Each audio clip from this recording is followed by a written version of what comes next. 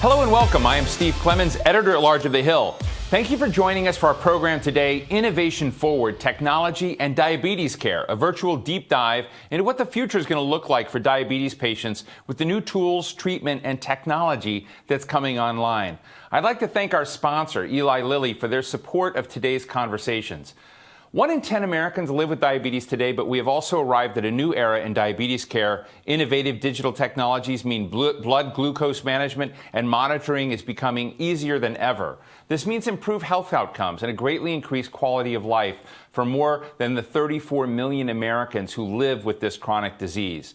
Issues of access, affordability, and health system capacity are impediments that limit equitable access and optimal use of these innovations. Our show today is going to question if health policy and practice need to be rethought and to maximize the opportunity and value of these changing times. We're going to ask what barriers stand in the way of access to technological advances in diabetes care.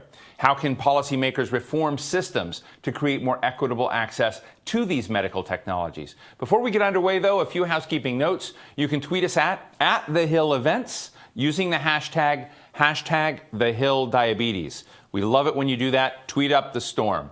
We're broadcasting live and we'll be taking your questions throughout our program today. And as with any live stream, you could experience occasional trouble with a video. Refreshing the page should, in most cases, fix the problem, I'm told. My first guest is a member of the Congressional Diabetes Caucus and the ranking member of the Energy and Commerce Health Subcommittee. Congressman Michael Burgess, great to see you again. Thanks for joining us. Let me just start this program today. Help me anchor where you think we are in the advancement of science and technology and what you see out there. You're the doctor in Congress, and combined with meeting the needs of patients, with this technology. Oh, I think if you look over the horizon a little bit, you see a very bright future for people who are suffering from this illness, and the marriage of technology and medicine, and quite frankly, even artificial intelligence may pave an incredible way for people who are diabetic patients in the future. But in the immediate term, we've got some issues on access, and those issues generally center around cost access. So some of the things that I've been working on, in fact, a little over a year ago, we had a big bill in committee.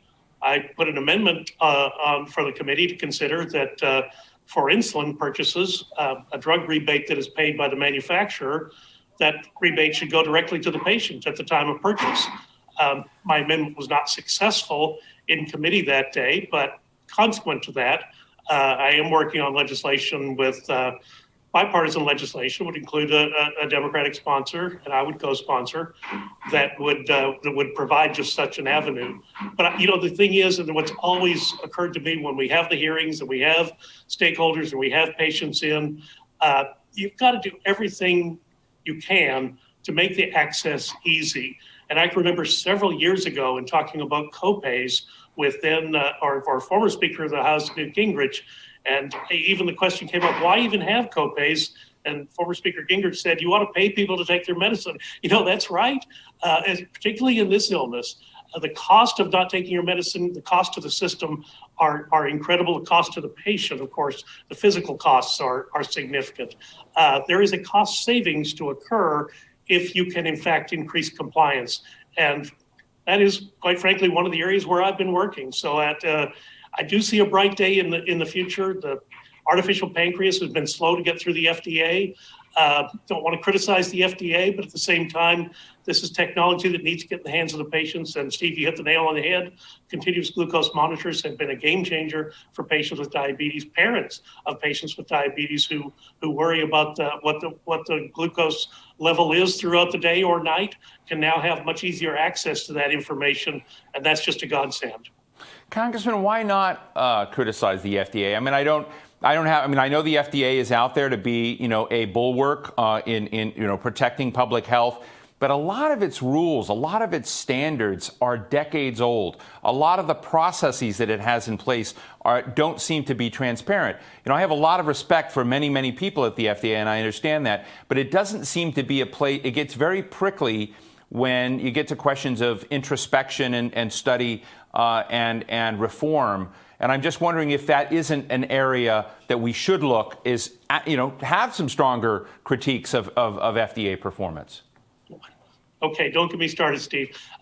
Look, the FDA historically has been very risk averse, and that has been a concern of mine since starting in Congress. At the same time, that risk aversion is built on a platform of providing putting patient safety at the top of the charts.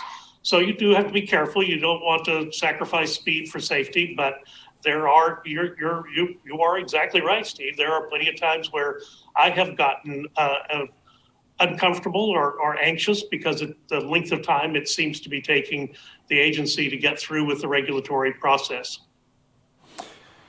Fascinating. We should have a whole nother show about that one day, and I'm sure we could go on for a long time. Well, let me ask you on the diabetes front, when we kind of look at this broad accent of cost and access, and we know that diabetes hits different communities in America disproportionately, and it's like the case of COVID, where you've got communities of color that are wearing disproportionately. Maybe that's a function of cost and access. Maybe it's a function of other things.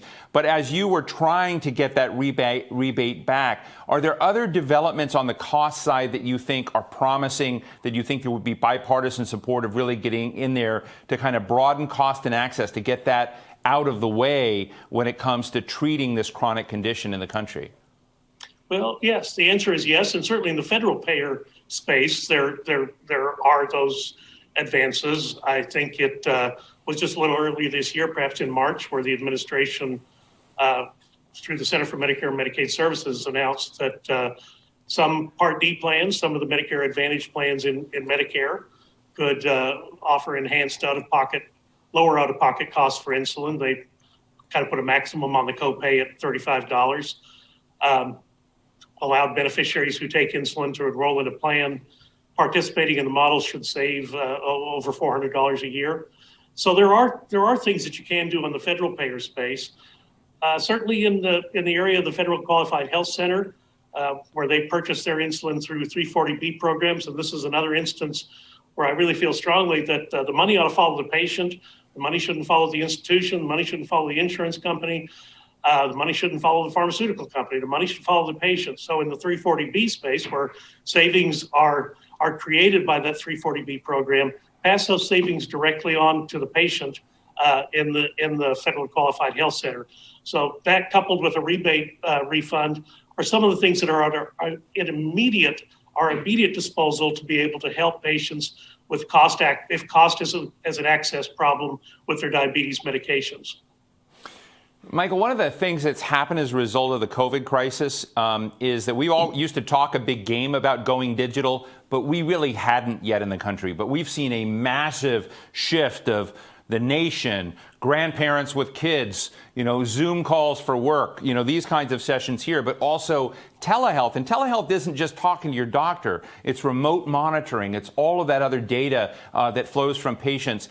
And I guess my question is, what are your takes on the stability or fragility of that telehealth platform now? I hear that there's some concern that the reimbursements for that telehealth world may not be as sound as a lot of users of it think it should be. Well, right now, telehealth is existing in the federal payer space. Telehealth is existing under waivers, and the waivers are in existence during the time of the public health emergency. So certainly Congress has work to do here to look at the results of what has happened in this explosive growth of telehealth. The benefit it has provided patients, the benefits provided physicians, and can we now legislate rather than do this as a waiver? Could this actually be written into legislative language so that our clinics, our doctors, our hospitals would have some certainty as to the payment structure? Right now, people are enjoying telehealth. Telehealth itself has undergone explosive growth during the time of the pandemic, but there are people who are asking questions. Can I actually plan long term around this, or are we going to go back to status quo as soon as you say the public health emergency is over? And I know about that anxiety because it is reflected to me in a number of conversations I have with patients. You also correctly mentioned the stability of the payment structure, and that is where, again, a lot of doctors and clinics have questions. And is there parity between what the federal payers are doing and what the commercial payers are doing? And that's certainly something that we in our committee should look at. But we should develop the language and the legislative vehicle by which the telehealth expansion is, in fact, now carried forward long beyond the realm of the public health emergency. I think the other aspect to look at, and one of the things that is also important in our committee, certainly in our committee's jurisdiction, is just the stability of the network and what is the broadband capacity. We, as a country, our broadband network underwent an enormous stress test starting March and April of last year. Telehealth, to be sure, distance learning, telework, working from home, all of those things were done over our networks. And for the most part, the networks withstood the challenge. I mean, you some stories of some troubles here or there, but in general, nationally, the network withstood the challenge. But it's also important for us to be sure that we have the proper infrastructure in place to handle what is now look, the pandemic will be gone one day. We will get past it. But is telehealth going to go back to status quo? I don't think so. Is distance learning going to go back to status quo? I don't think so. So the broadband network will have to be there to continue to provide the service that people now have come to expect. Thank you for that. Let me ask you a question about where diabetes is in our priority roster of concerns as far as health. I think, one of the things I try to sort through when we're doing something like this is just set a context. And when I see that 10% of the American population has diabetes, 7 million are undiagnosed, I know you're in the Congressional Diabetes Caucus, but I'm also aware that something that big can just become tolerated at a certain point, where the energy and enthusiasm to wipe it out or to roll it back may not be as robust. And I'm just wondering, and I'm just asking because I don't know the answer to it. Do you feel like it's getting the attention it needs? Do you feel like it's a neglected, taken for granted situation that people check off the boxes, but we're not doing as much as we should? Well, on the continuum, I don't think there's any question that people are always going to say we're not doing as much as we should. At the same time, we are doing a lot. I don't think it's ever a good idea to get complacent with any disease, and certainly with this illness that can affect so many people in so many different ways, and then the consequent health problems as a consequence of having diabetes, as certainly you see that reflected in the kidney disease, end-stage renal disease, heart disease, the ophthalmologic problems that people have. All of these things they contribute to the entire cost burden of what diabetes represents. One of the things that has frustrated me over the years since I've been here is that when you talk about things and talk about, hey, we could do something differently here.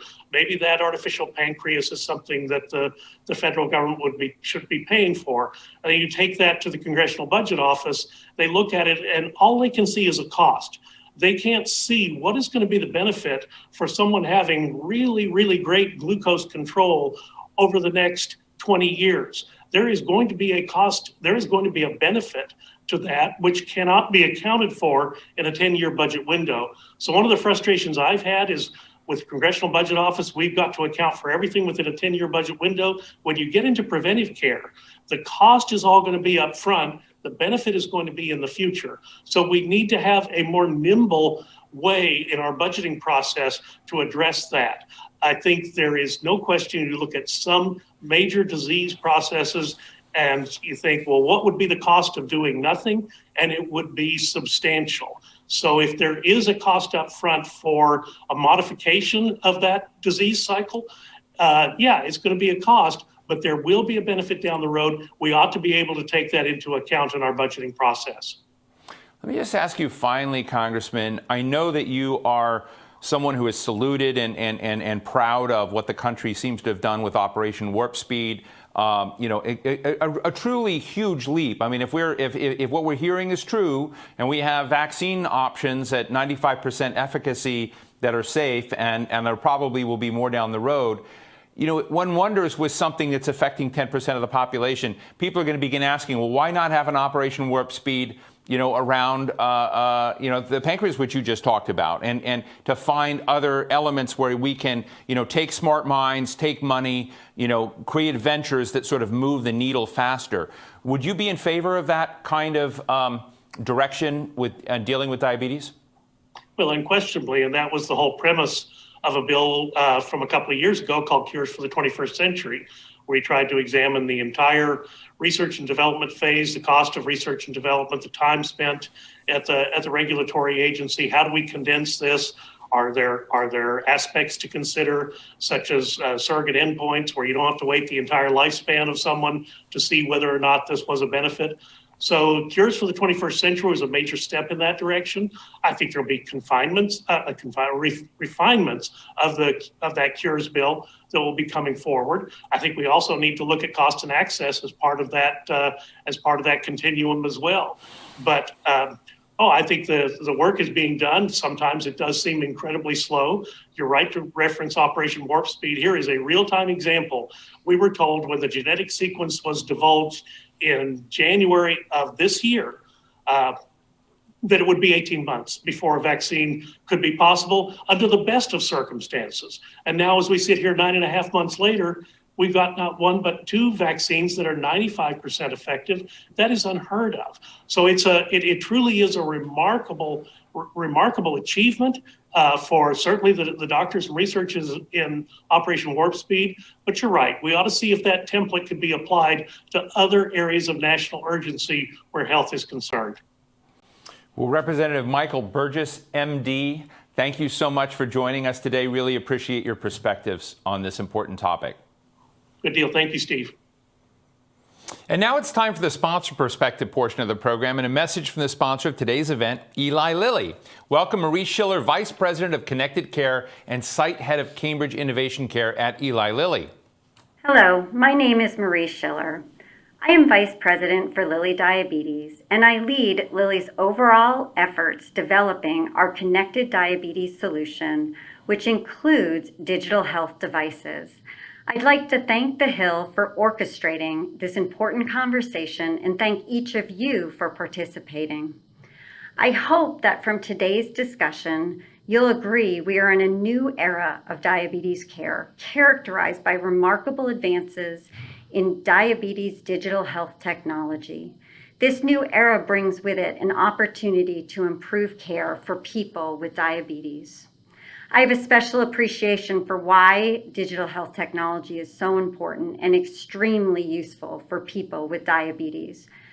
I have had type 1 diabetes for 37 years. Over the many years since my diagnosis, I have seen and benefited from clear advancement in diabetes care innovation. This new era is special, though. We have the opportunity to deliver improved diabetes management because of the development and increasing integration of new glucose measurement tools, advanced medicines, and delivery devices informed and managed by algorithms. These tools help reduce the daily burden of people living with diabetes, their healthcare professionals, and the healthcare system, providing better outcomes for all.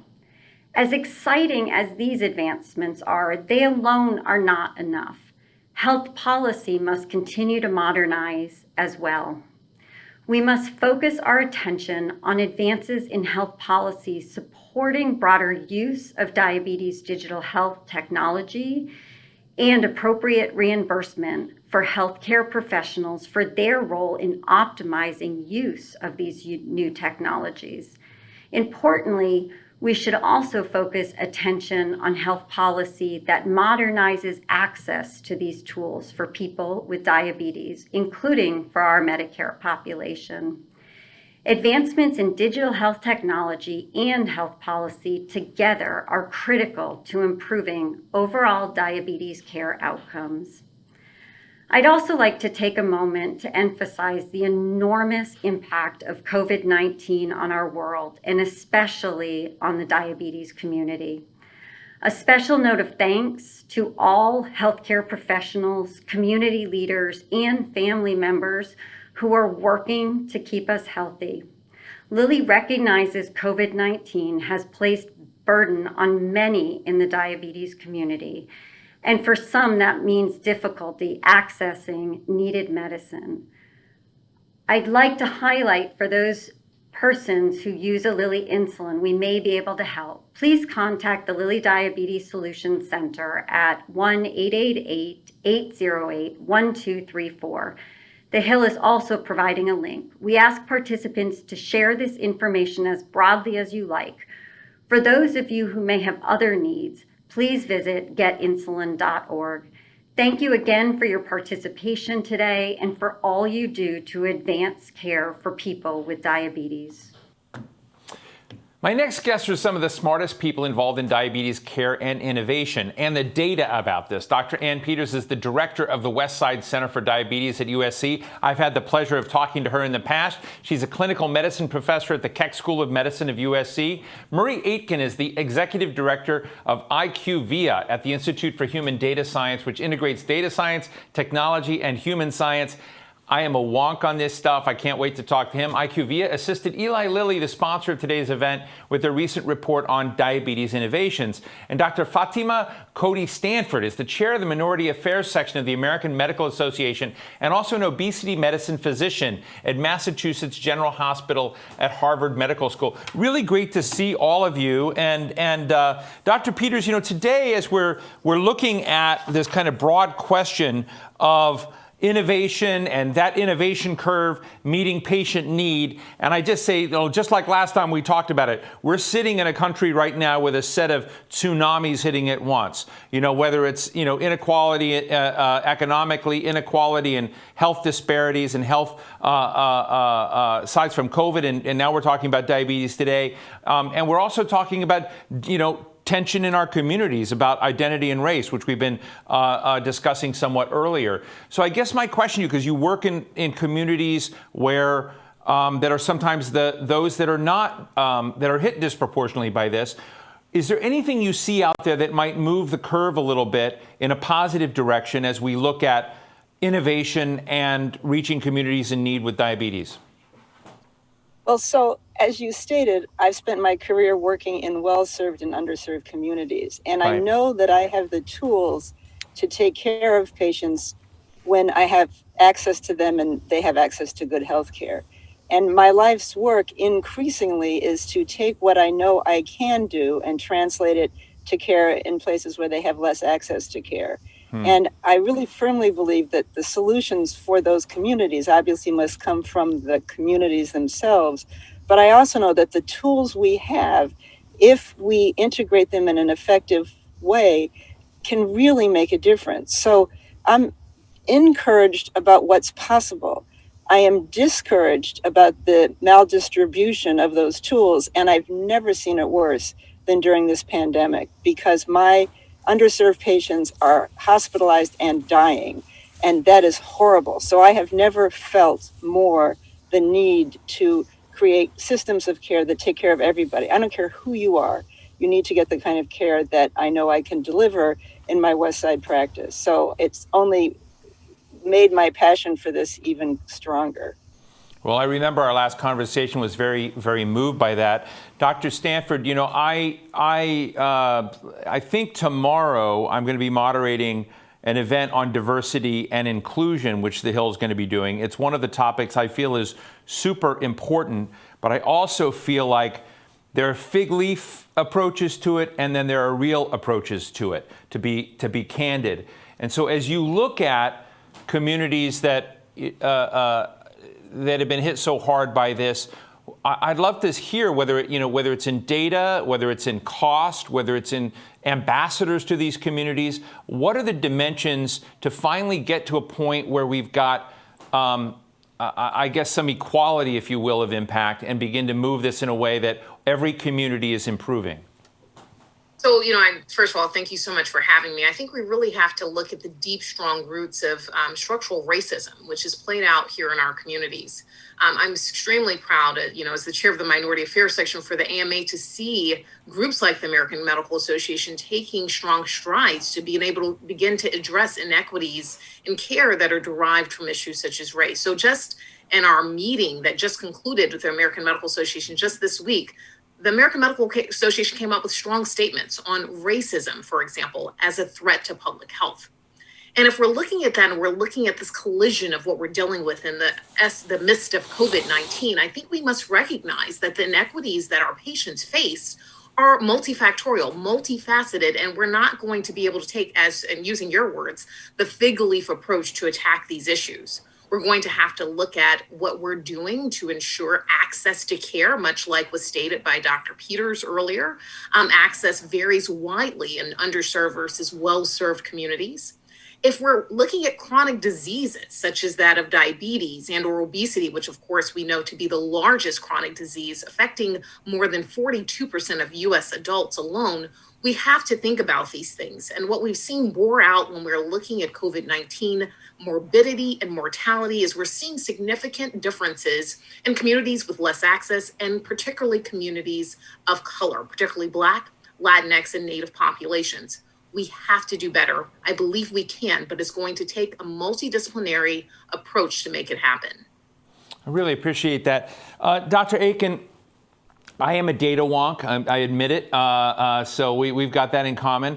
And I think along the lines that Dr. Peters and Dr. Stanford said, I'm always interested in whether there are bank shots out there that we haven't thought about. I mean, I think a lot of Washington is filled with good people who want to move policy forward. They move it incrementally. But data, being able to look at, what's going on in human data science can sometimes give you insights around the corner that might not be obvious. And now that we have so much capacity to measure, there have been so many, leaps in terms of the technology of delivering insulin, monitoring insulin. You know the terminology of this much better than I do, but around that range, do you see bank shots or insights that would be non-obvious about improving care for those patients with diabetes?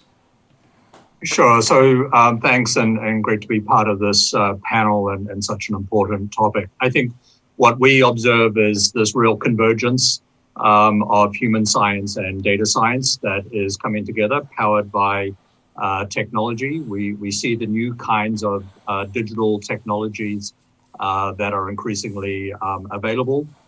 But we also see how data science can interpret data in new and more meaningful ways to create algorithms and interpretation of the data, which ultimately also, in conjunction with the digital health technologies, can help deliver ultimately better outcomes to people with diabetes and actually deliver lower costs overall to the health system. So one area that we've particularly taken a look at is what's referred to as the time and range metric, which is a different way of interpreting glycemic control that goes beyond the traditional HbA1c level and enables us to give a better assessment of the extent to which an individual with diabetes is controlling that diabetes by not just measuring HbA1c levels at a particular point of time, but with a continuous glucose monitoring approach is able to measure that continuously through the day, and therefore enable a metric of time in range to be calculated.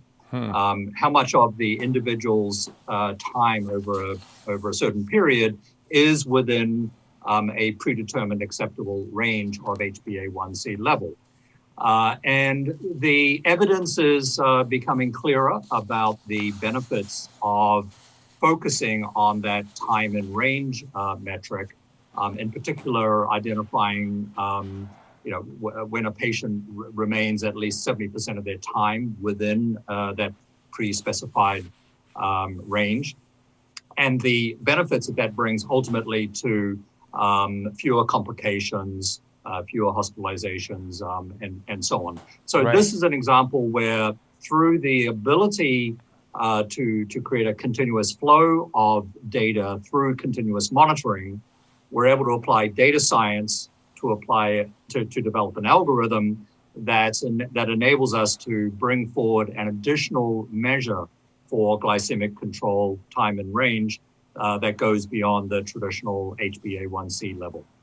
So thank you for that. So Dr. Peters, as you listen to Marie Aitken and what they're beginning to see in the terms of data, time and range, there's a lot of other terms of this, value-based agreements in terms of kind of looking at what comes out of the package of services. This sounds as if these are features of the community that has resources, that is connected. And I'm just interested, as you hear this and you think about it, what's transportable? Let me just be point blank. What helps you bridge to these other communities, given what we're learning about the convergence of technology, to outcomes, and what do we need to bridge that so that we get a strategic leap to these other communities that aren't part of that picture?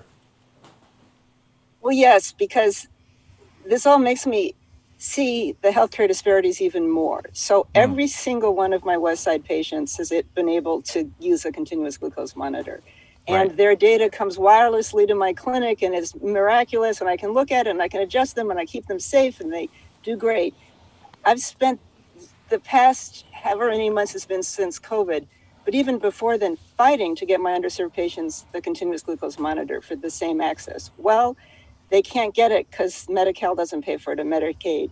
They can't get it because they live in dangerous neighborhoods, and if it gets delivered to their door, it gets stolen. They can't use it because they don't have smartphones.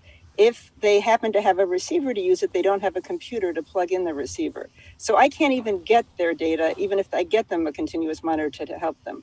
So I've been really killing myself lately trying to write a grant that uses these tools and the time and range, which I really believe in, and the ability to monitor this data remotely to help my underserved patients, and working with my Latinx community in East LA to make this happen.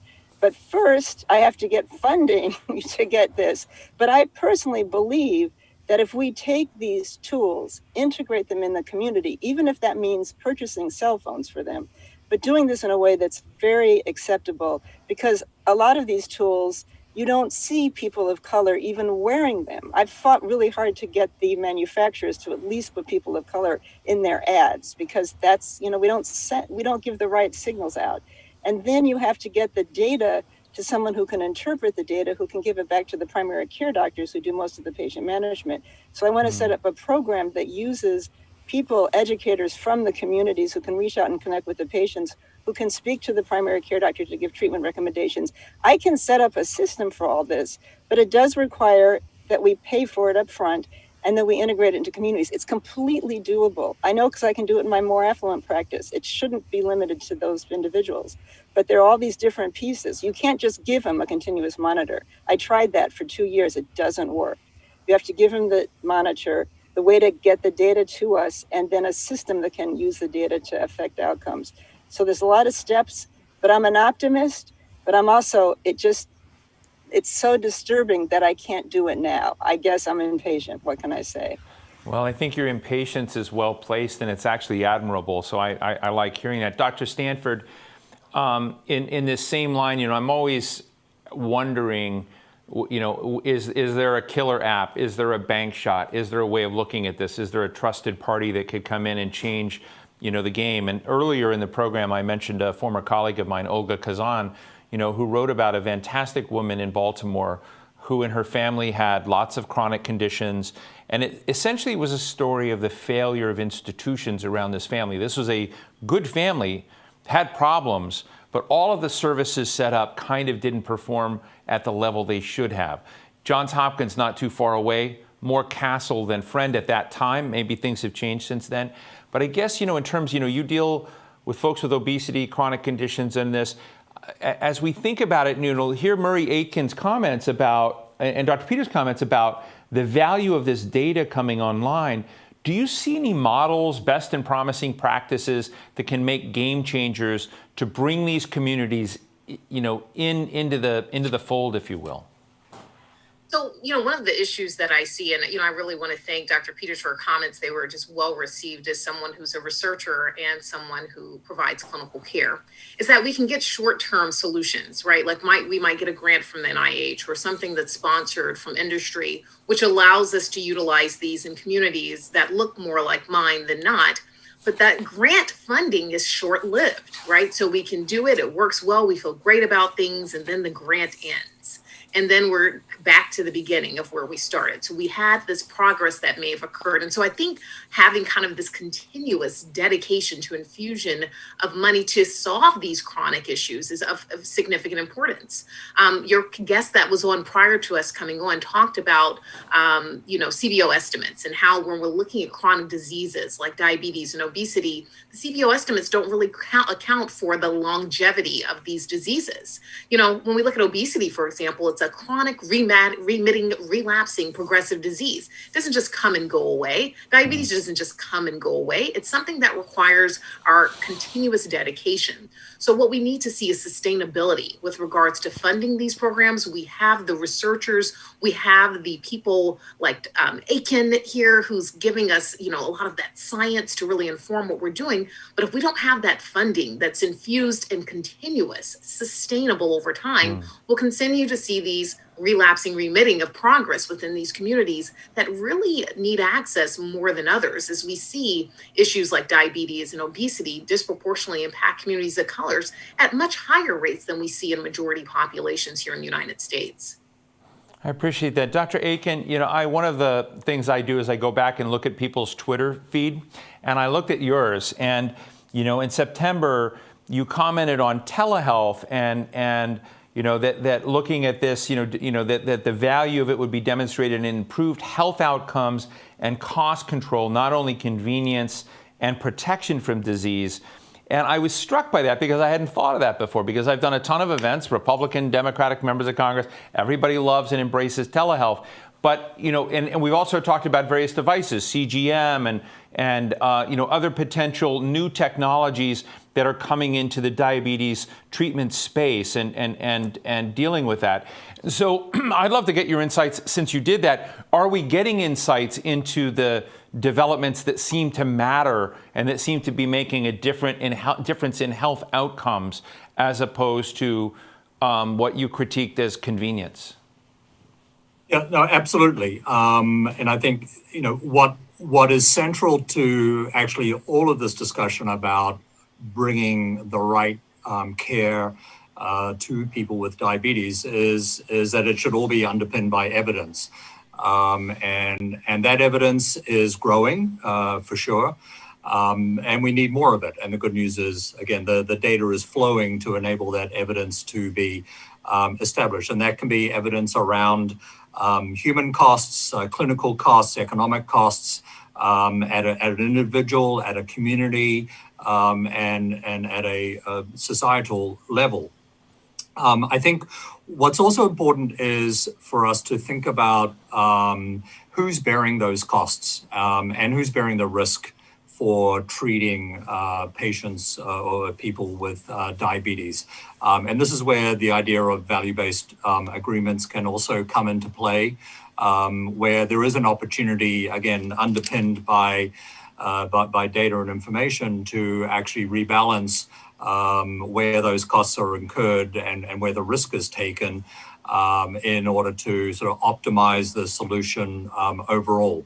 So I think what we've been learning also over the last 8 months through the increased use of telehealth is this is an alternative site of care that previously was less than 1% of healthcare interactions occurred through telehealth. Now it was as much as 17%, back in April, May. It's down around 10% currently based on our observations. But what we've learned is that this is an alternative site of care. It can be delivered less expensively. It's not a replacement of in-person visits, but it's another tool in the toolbox. And I think we should be, recognizing the value that brings, as we should with all new technologies that are out there. Let's get them harnessed. Let's get the value, directed to the patients, the people who will benefit from it, and let's build it into the system as Dr. Peters and Dr. Stanford have been discussing. It's really great. Let me ask you all, I'm going to start with Dr. Peters. I follow my tweets too, and there's a guy, and I'm going to give a nice shout out, Mike Rattray, who was not thrilled with my conversation about the FDA with Congressman Burgess. And he says, banging on the FDA from a position of no knowledge. I have a little knowledge of how the FDA has stepped in over the last 8 years in a good way. Isn't necessarily helpful. And then he said the FDA has developed a framework for open-sourced artificial pancreas, which was one of the topics, that he thinks would be very good for patients. And so my question really is, and I like when people challenge me, it kind of makes me think as well, but I'm wondering where that delicate balance is between innovation, the need to invest, and the need to kind of get great, access and keep affordability in place, but also the regulatory piece of it. And, since you're applying for grants and since you're trying to apply new methodologies, devices, things that might work and bring data in, has the FDA been in a good place, do you believe, or do you think the FDA needs to modernize, if you will, some of its approval processes? I'd just be interested to throw Mike's comments out for further discussion. Dr. Peters? Well, so it depends on which part of the FDA you're talking about. So when it comes to the device part of the FDA and their regulation of devices for people with diabetes, I think they've done an outstanding job. And they've hired a number of people that I've had the pleasure of working with, including Courtney Elias, who's wonderful, who's really championed improving care for people with diabetes in terms of using technology. And so she's allowed technology to develop. She's encouraged the right kind of development. Now, not everybody's perfect. Trust me, I know this, and it's an institution. But I've really seen incredible innovations in technology that have been through the device division.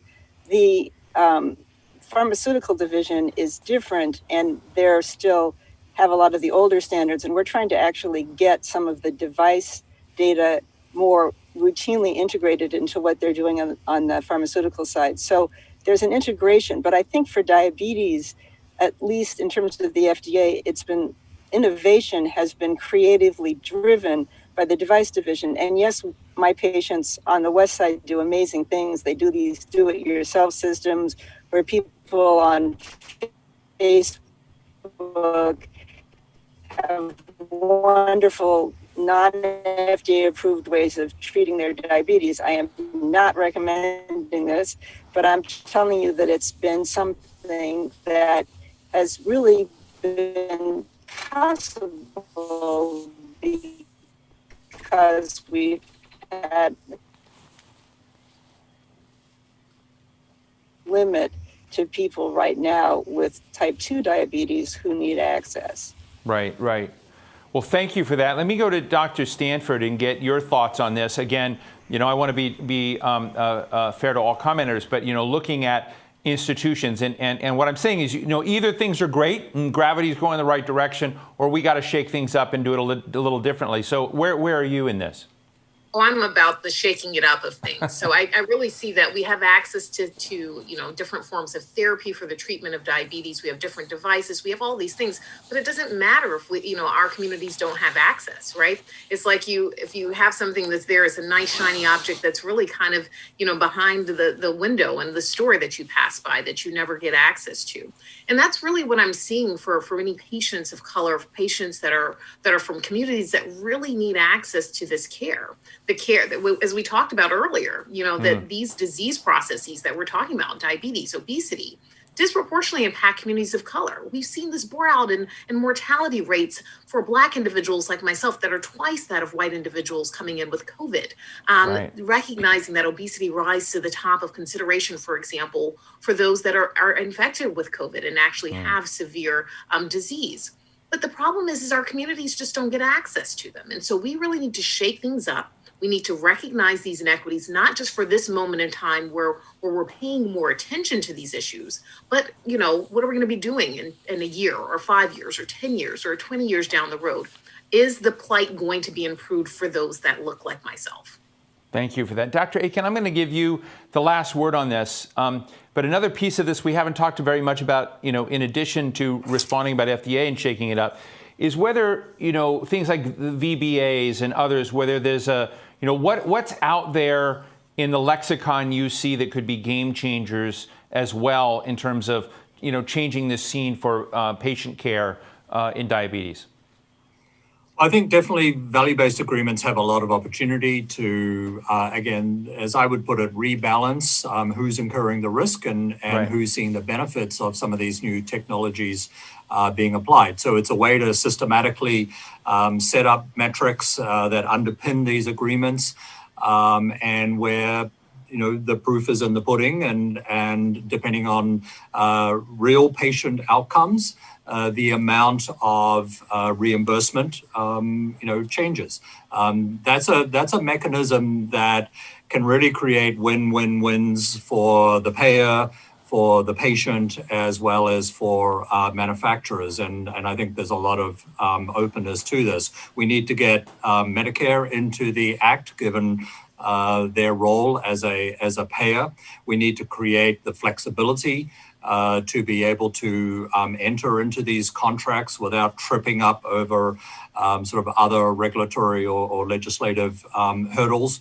We need to have the information flowing that again is required to underpin the sort of execution of these arrangements. And by the way, these sorts of value-based agreements, can also be a way to address some of Dr. Stanford and Dr. Peters' concerns about communities of particular concern, where there can be a weighting, if you like, in terms of the value that's delivered to particular segments of the population. Again, if we have a robust platform for value-based agreement, then we can apply it in a flexible way and address some of these issues actually head on. Well, look, I really appreciate this. I guess I live in a kind of world where I'm hoping that our investments in science, investments in technology, investments in new methodologies and framings will allow us to leapfrog from those communities that have to those communities that are not in that circle, and figure out that's part of the moral responsibility I think we have in these discussions, and I'm really grateful for your perspective. So many thanks to Dr. Ann Peters, Director of the Westside Center for Diabetes at USC, Dr. Fatima Cody, Stanford, the Chair of Minority Affairs Section of the American Medical Association, and Murray Aitken, Executive Director of the IQVIA Institute for Human Data Science. I really appreciate your candor and thoughts today. Thank you. Thank you. Thanks. My final guest is Congresswoman Robin Kelly, the chair of the Congressional Black Caucus Health Brain Trust. She's a vocal advocate to end health disparities for minorities and really everyone. Congresswoman, great to see you today. I don't know if great to see you again. I don't know if you've heard much of our conversation today. We've covered a lot of the different dimensions in two programs and events, looking at, everything from, Medicare, Medicaid, the economic side of reform of this, but then also looking at science and technology and how innovation may be coming to a point where you get a better and broader impact positively of technology. So trying to cover that wing. I know you're very, very focused, and you have been during the COVID crisis, on ending health disparities. Diabetes is part of that picture. Tell us what your dashboard looks like. Yeah, so first of all, thanks for having me. It's good to be with you. I'm the chair of the Congressional Black Caucus Health Brain Trust, plus I'm on Energy and Commerce, the Health Subcommittee, and then the Disparities Working Group from Energy and Commerce. So Right. We have been looking at what we can do to close the disparities gap. And yes, we talk a lot about Black and brown communities because how they're disproportionately affected by COVID. But we know while those numbers are shocking, they're not surprising because this has been going on forever. If you look at HIV, if you look at diabetes, if you look at addiction, I could go on and on and on. But also I know, because my district is urban, suburban, and rural, that those who live in rural areas also suffer because they just don't have the access. So we have been looking at different pieces of legislation on how to close that gap. I've done a lot of work around telemedicine because I was the ranking Democrat when we were in the minority on the Oversight Technology Committee. So I worked a lot with my actually Republican colleague, Will Hurd. And so I really got into telehealth or telemedicine also to see what we can do to continue that. The rate of using telemedicine just jumped up tremendously. And I'm married to a doctor. So my husband was upstairs doing his work, and I was downstairs, and it was really his first exposure to it. So a lot of work around ending disparities, clinical trials, trying to get more Black and brown people involved in clinical trials, work around telemedicine. Congresswoman, I can't find any member of Congress and virtually anyone out there that's a critic of telehealth right now. But at the same time, for 20 years, I've been talking to my friend Larry Irving about the digital divide, about the fact that, after 2 decades, we still do not have a plan to get both urban areas that are not connected, but also rural areas that are connected. And it just, I just ask, as we all run and embrace telehealth, are we inadvertently creating another divide out there and ignoring the fact that there's still a lot of people that can't take advantage of telehealth? Or are the benefits to the benefits of moving that way outweigh the concern that we should have right now for those people who aren't connected? Well, there's bipartisan and bicameral interest in improving access, to the internet, to infrastructure for broadband. There's a lot of people that are interested in that area. A lot of our members have rural areas, whether they're Democrats or Republicans. So there is a lot of interest. And we do have an infrastructure bill that just doesn't deal with roads and bridges and tunnels and the water system. It deals with the infrastructure around broadband, around healthcare, around education. So if we passed the bill in the House, I know there's a new Congress coming, but if we can get that bill going in the House and the Senate, I think that you'll see some improvements. Telemedicine can be the great equalizer if done properly. Another dimension of this, and I don't know, I'm not as literate in this element of it as I should, but I know that another thing that just happens, with some communities of color, there are just resource differences, and I'm also very aware that across the nation, most households, if they have a $400 shock of any kind, any crisis, they're underwater. They can't pay their rent. They can't do other sorts of things. So I guess my question to you is, are there things that we need to be thinking more about in terms of reimbursements, or that first dollar being covered by insurance, or what we've been calling carve-outs in high deductible insurance plans, to basically give the diabetes patient some protection in this process so that there's not a cost speed bump to getting care?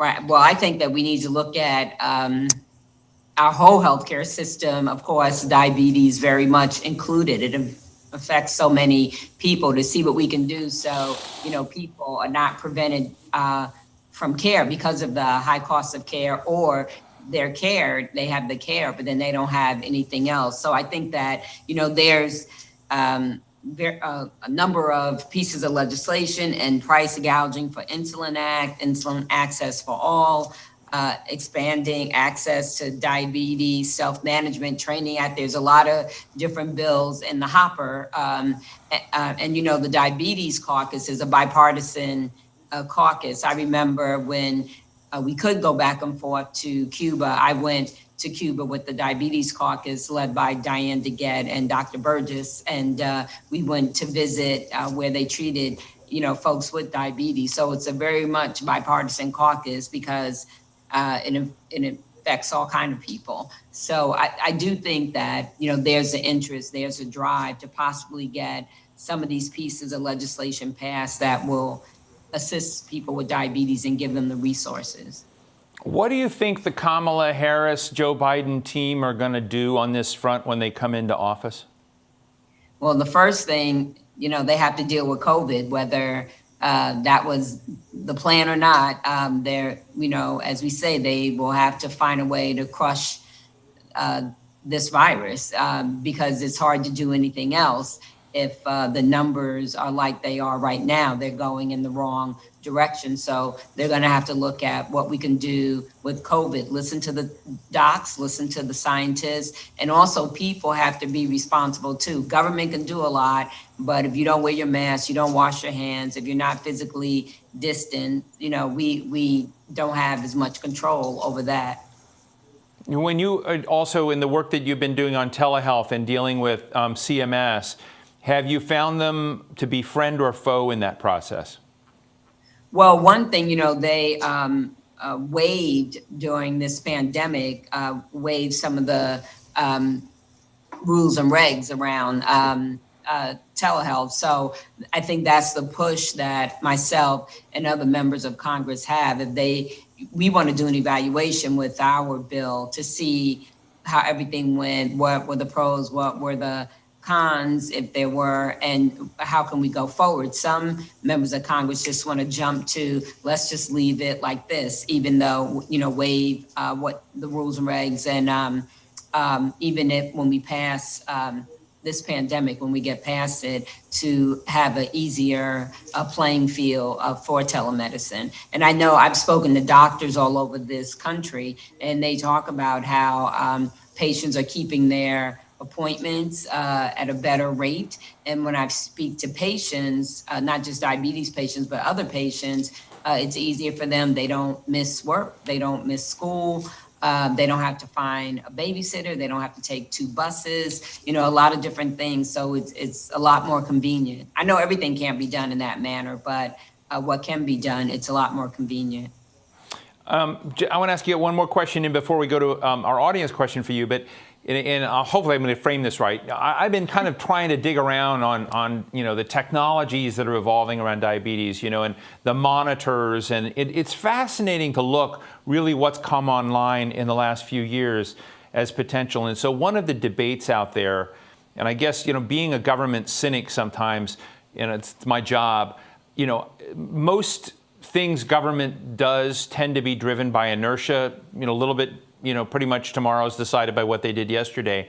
But is there a need to reassess, reimbursements, how, costs are divided, how we think about the cost of healthcare by looking at the outcomes? When you apply new technologies, it may be hard to figure out how to build them or how to get them, done in place, and to kind of look at the fact that, I mean, this is going to seem like a weird metaphor. I used to talk to Dale Bumpers, Senator Dale Bumpers a lot. Senator Dale Bumpers is the guy who got passed the legislation on how you could turn left at a stop sign. And he talked about how much gas that saved each year in the United States. He had the number calculated. And it seems like efficiencies, efficacy, outcomes are perhaps, have to go back to Marie Aitken to ask, are probably getting a bump up. But I'm wondering whether the system is sensitive enough to those innovations and changes, whether we need to step back, and whether there's the appetite for that kind of discussion among your colleagues. I think so, because as we know, healthcare is so expensive. And even though we spend a lot of money in the United States, some would say, depending on what we're talking about, we're not number one, in that area. I've done a lot of work around maternal mortality, and the amount of women that die each year in a country like the United States is unbelievable. So I do think, we need to take a step back and evaluate what we're doing. What are the outcomes? What can we do differently? Maybe we need to change the script, altogether. So I do think that's healthy to do that, especially since we spend so much money on medicine. And I think that my colleagues would be interested in that. I really appreciate your mentioning maternal mortality. It's one of those things that haunts me as we do these programs. And I think, particularly in communities of color, it's outrageous, to just call it what it is. And I hope we can have you back to discuss that. But we've got a question from our audience from Kevin. Kevin?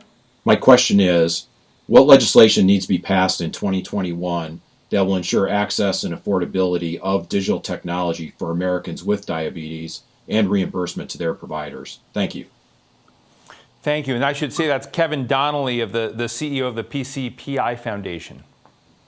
Well, I have legislation, but my legislation does an evaluation on telemedicine, but there's also other legislation, and I don't know it right off the top of my head, I'm sorry to say, that someone else has to just move telehealth aggressively forward, that doctors can start using it more. It's easier to use. It's more reasonable to use. But I can't think of the name of the legislation. I'll see if I can track it down before I hang up, or I can get it back to you guys. But I know there's different pieces of legislation, and actually there's a telehealth or telemedicine caucus. That's great. Can I just sneak in one more thing from me, as something I talked to Diane DeGette earlier today and to Tom Reed about? Where is diabetes on the priority list of your colleagues? Where's what, did you say?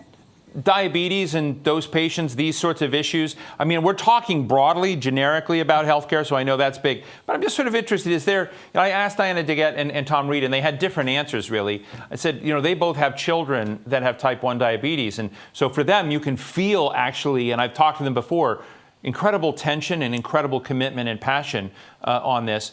Not everyone has those same experiences. And so I guess my question is, you're a legislator, you have issues maternal mortality, I feel like you do. What's the literacy? What's the empathy? What's the priority of this kind of issue among your colleagues? I think, it depends who the colleague is. If you sit down with CBC members, I think you will find more empathy just because of the rate of African Americans that have diabetes, someone's, grandmother or daughter or someone in their family or, a close friend. So people have had those experiences.